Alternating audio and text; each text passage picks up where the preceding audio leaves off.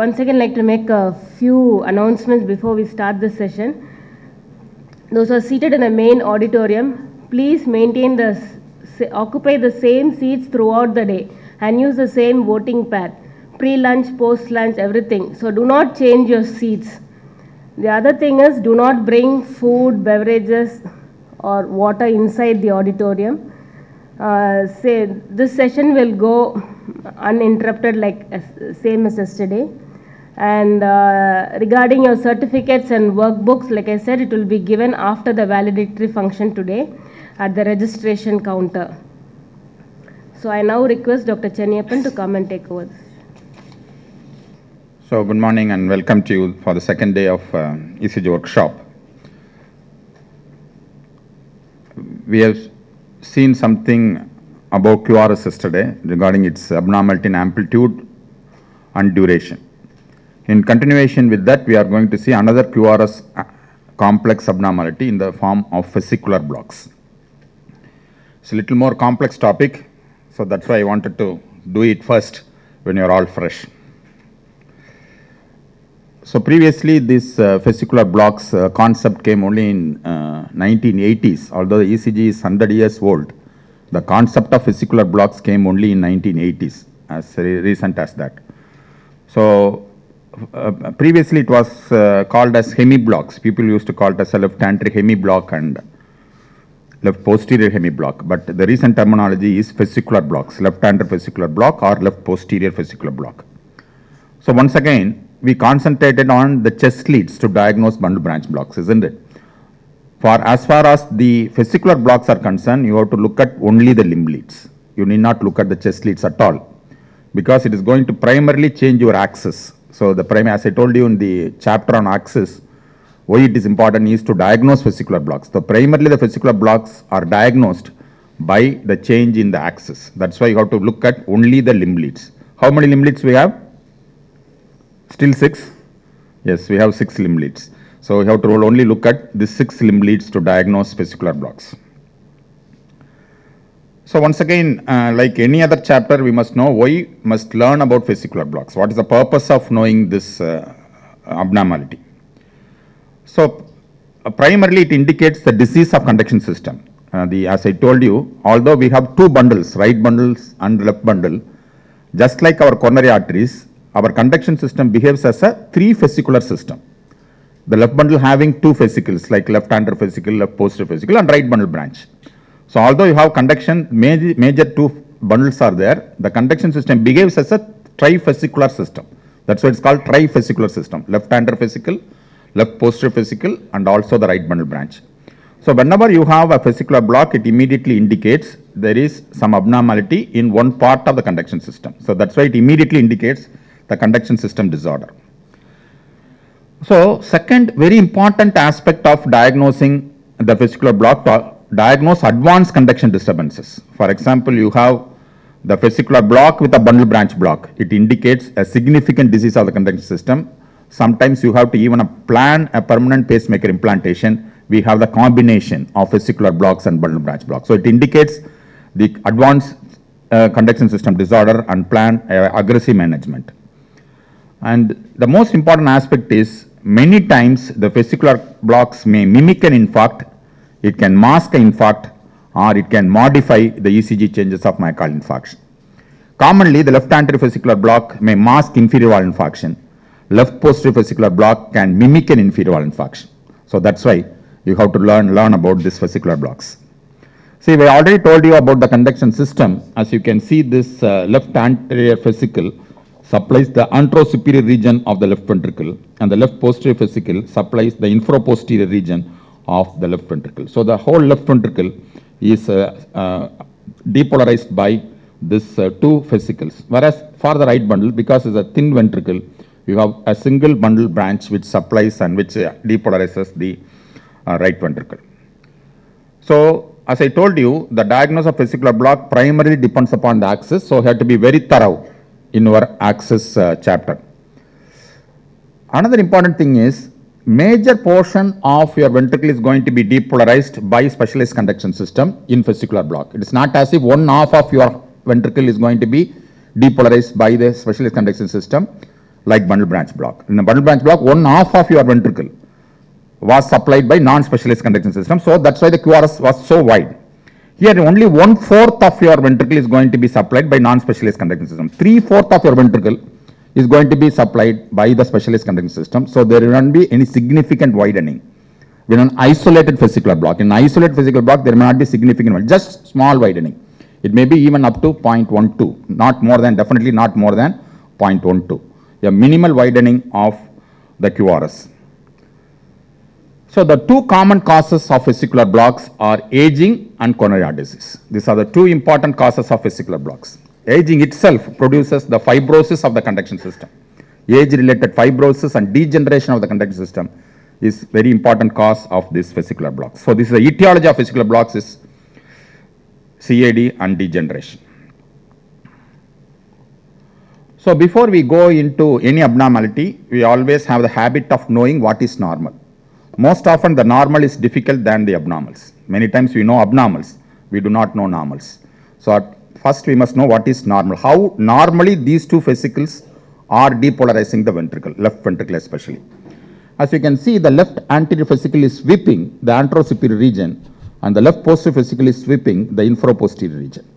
So actually, when the impulse comes out of the main left bundle, the first vector which is traveling through the left anterior fascicle is going up and superior, and the first vector which is coming down through the left posterior fascicle is down and inferior and towards the right. So here it is inferior and to the right, here it is superior and to the left. They go like this. Then the main activation front of the left anterior fascicle. So the left anterior fascicle sweep like that, and main activation front of the left anterior fascicle is directed down and right, and main activation front of the left posterior fascicle is directed up and left. You understand this? So actually there are two vectors. The initial vector is going along the left anterior fascicle towards L1 and AVL. Then the main sweep of left anterior fascicle is coming down and inferior and towards the right. Left posterior fascicle is up and towards the left. So naturally, when they both combine together, normally our axis is around lead to, which is 60. You understand this point? So they come like this. So the entire ventricle is depolarized from the sweeping left anterior fascicle and left posterior fascicle. So naturally they meet the center point of lead to. Most often your normal axis is around L2. This is what normally happens. Normally happens. So in the left anterior, any fascicular block, the concept is any fascicular block, you have to demonstrate two vectors. One, the initial vector. Second is the terminal vector. In fascicular blocks, these two vectors go in opposite directions. Initial vector will go in one direction, the terminal vector will go exactly the opposite direction. This is the concept of fascicular block. We will understand once we demonstrate what's happening left anterior fascicle and posterior fascicular blocks. So this is what once again I want you to remember. The initial activation front is going up and superior, and main activation front of the left anterior fascicle is coming down and right. Whereas left posterior fascicle, the initial activation front is coming down and right, and main activation front is going up and left. So they meet each other to have a normal axis around L2. So this is the normal activation of left ventricle by your fascicles. So let us imagine what's happening in our, so notice what is normally happening will be, so you have the anterior fascicle and posterior fascicle. So when the impulse comes from the main left bundle, it travels down like this. So actually the down and inferior left anterior fascicular activation, up and superior left ventricular activation meet together, and your axis is most often around lead to. So this is what happens in the normal activation front of the fascicles. So let us imagine what's happening, what's going to happen in left anterior fascicular block. Before that, there is some anatomical details. The most common of all three fascicular disease is the left anterior fascicular block. The commonest is left anterior fascicular block. Why? It is because of it is thin fascicle, and it has got a single blood supply by left anterior descending artery. And it is related to the left ventricular outflow tract, which has so much of pressure stress. The maximum stressful area in the heart is left ventricular outflow tract, where the left ventricle is pumping at a great force into the aorta. So it is related to the outflow tract, which involves a great stress. Because of these three reasons, the commonest of all the three fascicular block will be the left anterior fascicular block. And it is more prone for damage because of the three reasons. Most often, the left anterior fascicular block will be having a combination with a right bundle branch block. Why you can see in this, I will show you some other slide why it is very common, but most commonly it is combined with the right bundle branch block because anatomically left anterior fascicle and the right bundle branch block are related to closely related to one another. That's why it is most often seen with right bundle branch block. So as I told you, it produces very small widening. When it is isolated, it cannot be more than 0.12 seconds, but when it is associated with the bundle branch block, you will have a significant widening. Please remember that. So whenever I told you the left anterior fascicular block most often will be associated with the right bundle branch block. So when the right bundle branch block is added on to left anterior fascicular block, you will have a significant widening because right bundle branch block will produce significant widening. As an isolated lesion, the left anterior fascicular block will produce only minimal widening. So let us see what will happen when there is a left anterior fascicular block. Now the left anterior fascicle is blocked here. So the initial activation front is not going through this. The initial activation front will be normally happening through the left posterior fascicle, which is down and right. Because of that, all your inferior leads, the three inferior leads L2, AVF and L3 will have an initial small positivity because this initial activation front is coming down and inferior, and this will be going away from your L1 and AVL. So L1 and AVL will have a small initial negativity. So this is normally happening the initial activation front of left posterior fascicle. Then the left posterior, by this time there is no activation front in the left anterior fascicle of the up and superior initial activation front is not there at all. So only the initial activation front is the intact left posterior fascicle, which results in initial small positivity and initial small negativity in high lateral leads and initial small positivity in inferior leads. Then this main activation front of the left posterior fascicle, which is directed superior and to the left, is no longer met by the corresponding down and inferior vector of the left anterior fascicle. So what happens is this vector goes on unopposed and goes on to the left anterior, the high lateral region to depolarize the region because that vector is not there. So this vector goes on unopposed, directed superior and to the left to depolarize the area which was supposed to be depolarized by the left anterior fascicle. So this vector becomes dominant. This terminal vector becomes dominant and this vector is directed up and superior and to the left. So because this vector goes on to the left, superior and to the left, the L1 and AVL will show the tall positivities. AVL will have the tallest positivity when compared to the L1. Whereas L2, L3 and AVF inferior leads will have the terminal deep negativity because this vector which is going up and superior will be going away from your inferior leads. Do you understand? So this results in what axis deviation now? This results in what axis deviation? What I told you, what is the commonest cause of left axis deviation? Left anterior fascicular block. So this results in left axis deviation. That's why whenever there is a left axis, you must immediately look for left anterior fascicular block. How to look for left anterior fascicular block? You have to demonstrate two vectors which are going in opposite directions. Isn't it? You see the two vectors. The initial vector is coming down and right. The terminal vector is going up and left. So this is the principle of fascicular block. Two vectors going in opposite directions. Then only you can diagnose a fascicular block. So the initial vector is down and right, resulting in an initial small positivity here, initial small negativity here.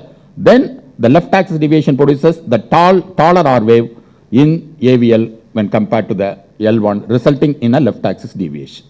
So this results in a very small widening because up to this point it is supplied by the main conduction system, but only the small point is going to be supplied through the muscle. So that's why it produces very small widening when it is isolated. The important, very easy point to diagnose left anterior fascicular block is, in left anterior fascicular block, all your inferior looks exactly the similar. In no other disease condition, no other ECG finding will have this remarkable similarity of the three inferior leads. If you look at three inferior leads, they will exactly the similar. But no other condition, the L2 will be different, L3 will be different like that. But here in left-hander vesicular block, all the three inferior leads will have classical small initial positivity with a deep negativity. They will look exactly the similar. It's a clue to diagnose a left-hander vesicular block. Now let us see what's happening. Whatever I told you, this comes as a cartoon here. So my left-hander, this is what's happening normally. So the main activation front is going towards the L2 with a normal axis. Now we have block in left anterior vesicle now. So what will happen is the initial vector will come down like this and the terminal vector unopposed will go like this. So this results in, see what's happening, initial vector is coming down, which is an initial small positivity, and the late unopposed vector will be going towards the left, resulting in the left axis deviation, L1 AVL being the tallest, small initial negativity here, and you can see three inferior leads, small initial positivity and significant terminal negativity, and all the three leads looking exactly the similar. So this is what happens in left anterior vesicular block. It is the commonest cause of left axis deviation. Is that clear? I want to do it again. So just look at this, this thing. So this is what happens normally. When the left anterior vesicle is blocked, the initial vector is coming down and right, and the terminal unopposed big vector is going up and left. This is what happens. So this produces initial small positivity, and this produces a terminal negativity in inferior leads. So that's what the left anterior vesicular block is. So initial small positivity, large terminal negativity, and AVL will show initial small negativity and a tall positivity, left axis deviation, minimal QRS widening. You might, because there is some amount of QRS widening, there is some amount of depolarization delay. Whenever there is a depolarization delay, you will have secondary STT changes. So this is what the ECG of first. What is the axis here? What is the axis here? Axis is left axis. So once you diagnose left axis, immediately look at the inferior leads. What's happening in inferior leads? Initial small positivity with a terminal deep negativity. You see all the three inferior leads look exactly the similar. You see that L2 there, L3 there, and AVF there. Initial small positivity, deep negativity, small positivity, negativity. So initial vector is coming down and right, the terminal vector is going up and left, resulting in a left axis deviation. Very small QRS widening. So this is a classical ECG of left anterior vesicular block. So this is what the clue. The inferior leads looking exactly the similar will a clue to diagnose a left anterior vesicular block. So left posterior vesicular block is exactly the opposite. Whatever happened in inferior leads is going to happen in superior leads. Whatever happened in superior leads is going to happen in inferior leads. That's what, resulting in a right axis deviation here. Here it is going to right axis. Let us see what's happening to the left posterior vesicular block. The last vesicle to be affected is left posterior vesicular block. Left posterior vesicular block is the, as I told you, left anterior vesicular block is the first one to be affected. Whereas left posterior vesicular block is the last one to be affected. That's why you will hesitate to diagnose left posterior vesicular block from the ECG. But you can easily diagnose, just looking at an ECG, diagnose left anterior vesicular block by the ECG itself. But you must hesitate to diagnose a left posterior vesicular block because it is the last vesicle to be affected, because it is a thick vesicle. It has got dual blood supply of right coronary artery and left anterior descending artery. And it is related to the inflow tract, which is not used to have a very high pressure, because the blood is going to come from the left atrium to left ventricle at a very low pressure difference. So that's why it is not related to greater amount of stress when compared to the left ventricular outflow. So exactly the opposite of anterior vesicle. It's a thick bundle, dual blood supply, and it is related to a less stressful area in the heart. And it's less prone for disease. Whenever the left posterior vesicular block is there, most often the other two vesicles are also diseased, like your right bundle and the left anterior vesicle.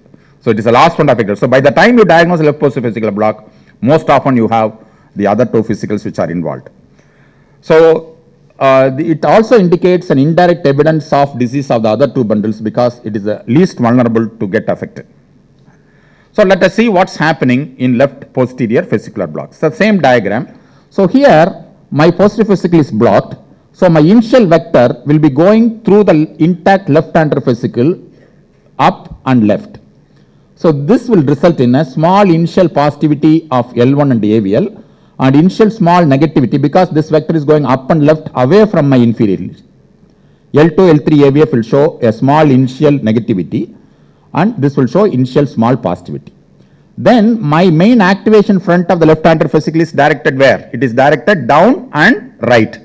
So no longer this down and right of my left anterior fascicular activation is met by the opposite up and left main activation front of the left posterior fascicle because it is blocked.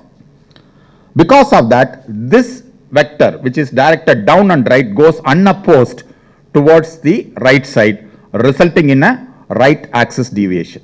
Because this vector is coming towards the inferior leads, all your inferior leads will show the terminal positivity, but because it is a right axis deviation, L3 will show the tallest positivity. That's why it becomes a right axis deviation. So L3 will show the tallest positivity. So whatever has happened in superior leads has happened here, in inferior leads here. Whatever happened in inferior leads is happening the superior leads here in posterior fascicular block.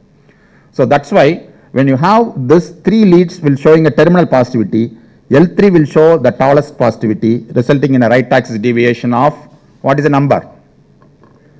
120. Good. Right axis deviation of deviation of L3. So once again you can see this cartoon. Now I have a block in my left posterior fascicle. So what will happen is my initial activation front will be going through the anterior fascicle, which will result in a small initial positivity L1 and AVL.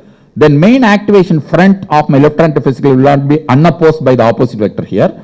So this main activation front will be traveling towards down onto the right, resulting in a right axis deviation. But terminal positivity in L2, L3 AVF, L3 will have the tallest positivity. So this is what will happen now. So the initial vector there and the terminal unopposed big vector coming towards L3, resulting in a right axis deviation. As I told you, whenever there is a right axis deviation, I told you, whenever there is a left axis deviation, you must think of left anterior fascicular block, you can immediately diagnose a left anterior fascicular block. But whenever there is a right axis deviation, what will you do? You look for right ventricular hypertrophy, not diagnose left posterior fascicular block. You must look for right ventricular hypertrophy. You must rule out the right ventricular hypertrophy clinically and otherwise. In spite of there is no right ventricular hypertrophy, still you have a right axis deviation with this classical initial vector going up and left and the terminal vector is coming down and right, then only you diagnose a left posterior fascicular block. So left posterior fascicular block is clinico-electrocardiographic diagnosis, whereas left anterior fascicular block is electrocardiographic diagnosis. You need not look at anything. Left axis deviation, the initial vector is down and right, terminal vector is up and left, you diagnose left anterior fascicular block, no problem. But when you have the right axis deviation, although you looks like left posterior fascicular block, you must go and look for right ventricular hypertrophy. Excluding right ventricular hypertrophy only, you must suppose to diagnose left posterior fascicular block. So opposite, you can also see initial positivity there in the superior leads and the initial negativity is there in inferior leads and the tallest terminal positivity in L3. Right axis deviation, minimal QRS widening, secondary STT changes. So you can look at this ECG here. What is axis? What is axis? What is axis number? 120. See which lead to confirm here? Lead 3 is axis. Which lead to look at confirm? AVL is negative. You can see that initial positivity in L1 and AVL, initial negativity in L2, L3 and AVF, and the terminal positivity in L2, L3 AVF. There is the R wave in the L3 is the tallest. So it's result in right axis. So what's the diagnosis here?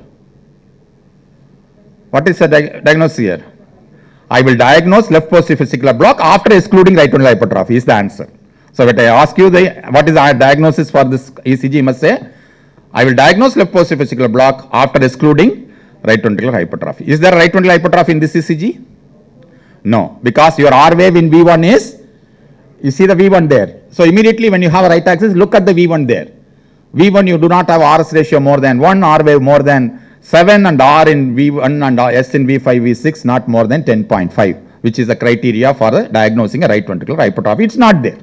So most probably this is a left posterior fascicular block. Still you must have a clinical examination to rule out a right ventricular hypertrophy. Then only you diagnose a left posterior fascicular block. So this is a diagnosis of posterior fascicular block should be made after ruling out the right ventricular hypertrophy. So the last cause of right axis deviation, look for other cause of right axis deviation like RVH before diagnosing left posterior vesicular block, and it may indicate once again one of the common cause of left posterior vesicular block is coronary heart disease. So this is the concept of vesicular blocks. Left anterior vesicular block, left axis, the initial vector, terminal vector. Left posterior vesicular block, right axis, you have initial vector, terminal vector. Minimal QRS widening. The commonest cause of left axis is left anterior vesicular block, whereas the least common cause of right axis deviation is left posterior vesicular block. So now I am going to introduce the concept of monovesicular, bivesicular and trivesicular blocks. So now having diagnosed, we have some idea about the bundle branch block. We have some idea, I hope, some idea about the vesicular block. Now we have to combine both. We have to combine a bundle branch block with the vesicular block to diagnose advanced conduction system disorders. So we have to have the combination of two conduction system disorders. So the monovesicular block is the one where you have a block in only one vesicle. For example, you have an isolated right bundle branch block. You have an isolated left anterior vesicular block, or you have an isolated left posterior vesicular block. It is called monovesicular block because single vesicle is diseased. So that's what the examples of a monovesicular block will be.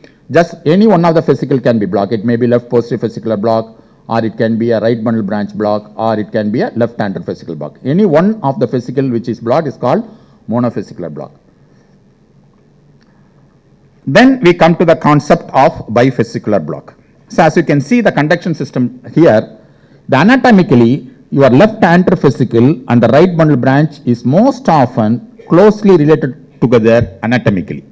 That's why this combination is very common of right bundle branch block with left anterior vesicular block. Another important reason is both these vesicles are supplied by the proximal left anterior descending artery. So whenever the left anterior descending artery is diseased, you will always have the right bundle branch block and the left anterior vesicular block is one of the important left anterior vesicular blocks, the one important ECG manifestation. When you see the serial ECGs in an anterior wall infarction, second day and third day, you will start developing, the patient will start developing a left axis and left anterior vesicular block. Very common finding in an anterior wall infarction because it is supplied by the left anterior descending. So these two vesicles are anatomically related to one another and they are supplied by a same artery. That's why the combination is very common, right bundle branch block and left anterior vesicular block. So whenever you have this is an example of a monovesicular block because it is what vesicular block here? LAFB or LPFB?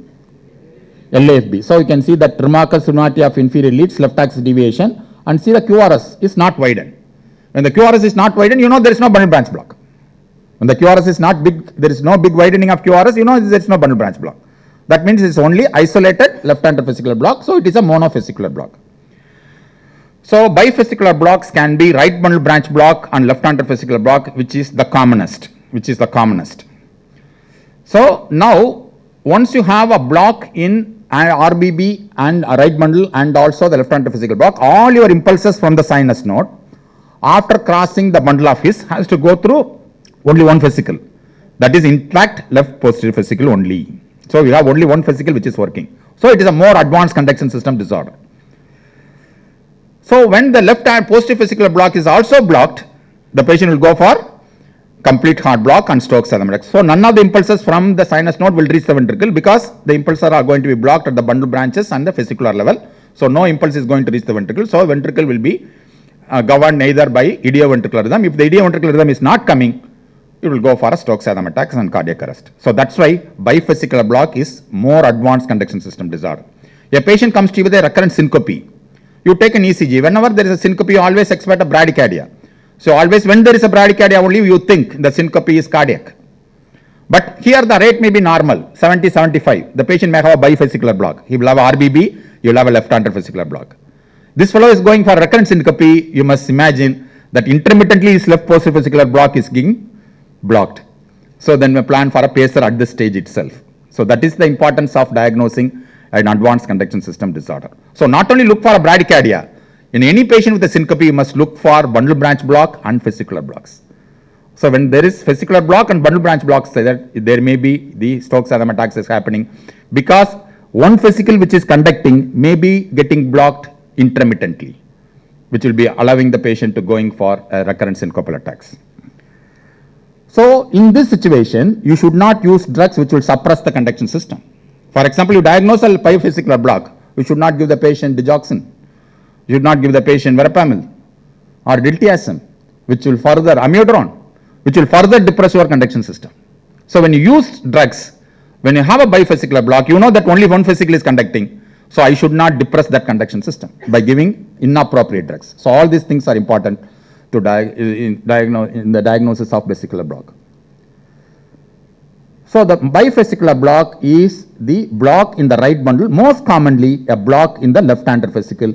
So only the intact left posterior vesicle will be conducting the impulses. So when it is blocked, you will have the complete heart block. So look at this ECG here. What vesicular block is here?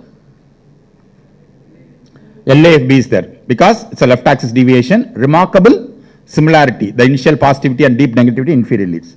So as soon as you diagnose a vesicular block, immediately go to the V1 and see there. This is a dictum. Whenever you diagnose a vesicular block, go to V1 and see the V1 there. What is V1 there? Terminal, delayed, slurred, positivity over right-sided leads, delayed, slurminal, negativity over left-sided leads. So this is what? Right bundle branch block. So what is this? Right bundle branch block, left anterior vesicular block. It is a bifesicular block. That means in this ECG, what's happening? All the impulses are going through only one vesicle, which is posterior vesicle.